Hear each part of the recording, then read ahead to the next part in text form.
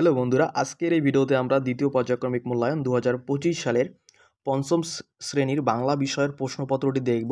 ঠিক আছে, এটি একটি নতুন প্রশ্নপত্র।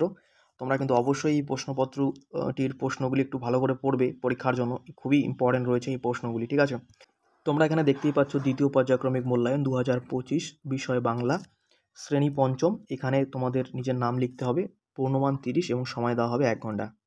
ঠিক আছে, এখানে যে প্রশ্নগুলি রয়েছে বই বের করে কিন্তু এই প্রশ্নগুলি একটু বেশি করে পড়ো, কারণ এই ধরনের প্রশ্নপত্রে কিন্তু এবারে তোমাদের পরীক্ষা আসতে চলেছে পঞ্চম শ্রেণীর বাংলা বিষয়ের জন্য। ঠিক আছে, 1 নম্বরে কি বলেছে, সঠিক উত্তরটি নির্বাচন করো, এবং এখানে 8 নম্বর রয়েছে।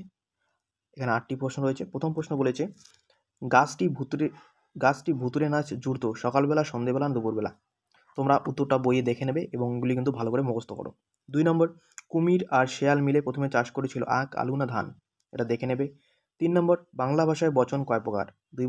2 প্রকার, 3 প্রকার না 4 প্রকার? এটা দেখে নেবে, তোমাদের ভাষাপাঠ বই আছে। 4 নম্বর, সন্তান হলো পুংলিঙ্গ, স্ত্রীলিঙ্গ না উভয় লিঙ্গ? ঠিক আছে, এটা কিন্তু উভয় লিঙ্গ হবে। সন্তান ছেলে না মেয়ে সেটা বলে নাই। ঠিক আছে, এটা উভয় লিঙ্গ হবে। দেখো পরের প্রশ্ন কি আছে আমাদের। তারপরে দেখো 5 নম্বর, এখানে 8টা এমসিকিউ রয়েছে। 5 নম্বর বলেছে, মন্ত্র দিয়ে চাক্কা ডেকে ধনাই, কপিল না আরজান? এটা দেখবে তোমরা। 6 নম্বর, কবি খুশির অঘাত লুটোপুটি খুঁজে পান পথে, মাঠে না ঘাটে? এটাও তোমরা দেখবে। 7 নম্বর প্রশ্ন, তুমি শব্দটির বহুবচন করো, তোমার, তোমাদের না তোমরা? ঠিক আছে, এটা দেখে নেবে, এটা তোমার হবে। বিদ্যান, 8 নম্বর, বিদ্যান শব্দটিকে স্ত্রীলিঙ্গে পরিবর্তন করলে কী হবে? বিদ্যানী, বিদুষী না বিদ্যাবতী? এটা ভাষাপাঠ বই আছে, তোমরা দেখে নেবে। ঠিক আছে, এবার 2 প্রশ্ন দেখো কী বলেছে। 2 প্রশ্ন বলেছে যে কোনো তোমাদের 6টি লিখতে হবে এবং এখানে 6 নম্বর রয়েছে। এই প্রশ্নগুলি কিন্তু এবারে পরীক্ষার জন্য খুবই ইম্পর্ট্যান্ট রয়েছে। তোমরা অবশ্যই এই প্রশ্নগুলি কিন্তু দেখবে। ঠিক আছে, এবং এগুলি ভালো করে মুখস্থ করো। কী বলেছে 2 প্রশ্ন, 1 নম্বর প্রশ্ন, শেষ পর্যন্ত ফণিমনসা নিজের জন্য কেমন পাতা চাইল? এটা তোমাদের বইয়ে দেখবে।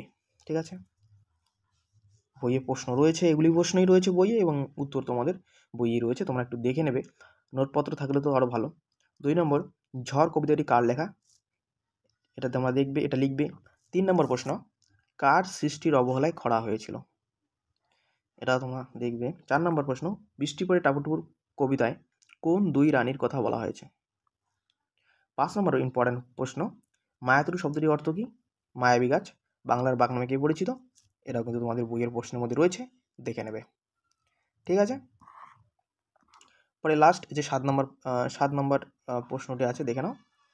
এবং তোমাদের এখানে 6টি প্রশ্নের উত্তর লিখতে বলেছে এবং এখানে কিন্তু 7টা প্রশ্ন আছে। গড়ান গাছের, দেখো কি বলেছে, গড়ান গাছের ফুল দেখতে কেমন? ঠিক আছে, এটা তোমরা দেখে নেবে।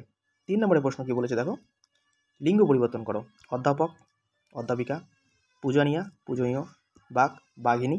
এখানে কিন্তু 3 নম্বর রয়েছে, এগুলো একটু ভালো করে পড়বে। 4 নম্বর প্রশ্ন, বহু বচনে রূপান্তর করো। বহু বচন করতে হবে, এক বচন আছে, বহু বচন করতে হবে।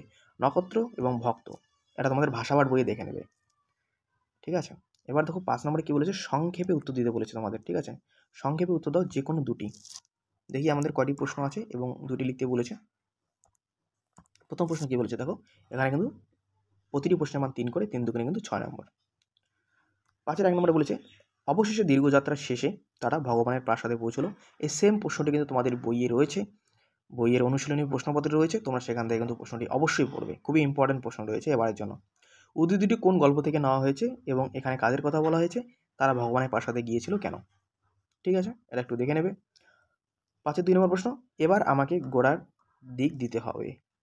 এই কথা কে কাকে বলেছিল? কি চাষের সময় এ কথা বলা হয়েছিল? খুবই ইম্পর্টেন্ট একটা প্রশ্ন রয়েছে। তারপরে দেখো 5-এর 3 নম্বর প্রশ্ন কি বলেছে, মাঠ মানে তো সবুজ প্রাণের শাশ্বত এক দ্বীপ। মাঠকে কেন সবুজ প্রাণের শাশ্বত এক দ্বীপ বলা হয়েছে? এটা কিন্তু তোমাদের পড়তে হবে। এখানে কিন্তু তোমাদের 6 নম্বর ছিল। ঠিক আছে, 3 দুগুণে 6 নম্বর ছিল। এবং 6 নম্বরে যে লাস্ট প্রশ্নটি তোমাদের রয়েছে, লাস্ট যে প্রশ্নটি রয়েছে 6 নম্বরে, বিদ্যালয়ের অনুপস্থিতির কারণ জানিয়ে শ্রেণী শিক্ষক বা প্রধান শিক্ষককে চিঠি লেখো। একটা চিঠি লেখা কিন্তু তোমাদের আসবে, এটা তোমরা শিখে নেবে, অতি সত্বর এটা শিখে নেবে। এবং এখানে 5 নম্বর থাকবে, অথবা দিয়ে তোমাদের থাকবে বাবা মায়ের অসুস্থতার কথা জানিয়ে পত্র লেখো প্রধান শিক্ষককে। ঠিক আছে, এটা তোমরা কিন্তু ভালো করে শিখবে এবং এখানে কিন্তু 5 নম্বর রয়েছে। এবং এই 30 নম্বরের প্রশ্নপত্র কিন্তু আমাদের শেষ হয়ে গেল। ক্লাস 5-এর পঞ্চম শ্রেণীর বাংলা বিষয়ে 30 নম্বরের প্রশ্নপত্র। ভিডিও যদি ভালো লেগে থাকে অবশ্যই বন্ধুদের মধ্যে শেয়ার করবে, সাবস্ক্রাইব করবে, ঠিক আছে? পরবর্তী ভিডিওতে আমরা অন্যান্য বিষয়ের প্রশ্নপত্র আলোচনা করব। গুড বাই, ভালো করে পরীক্ষা দাও, ভালো থেকো।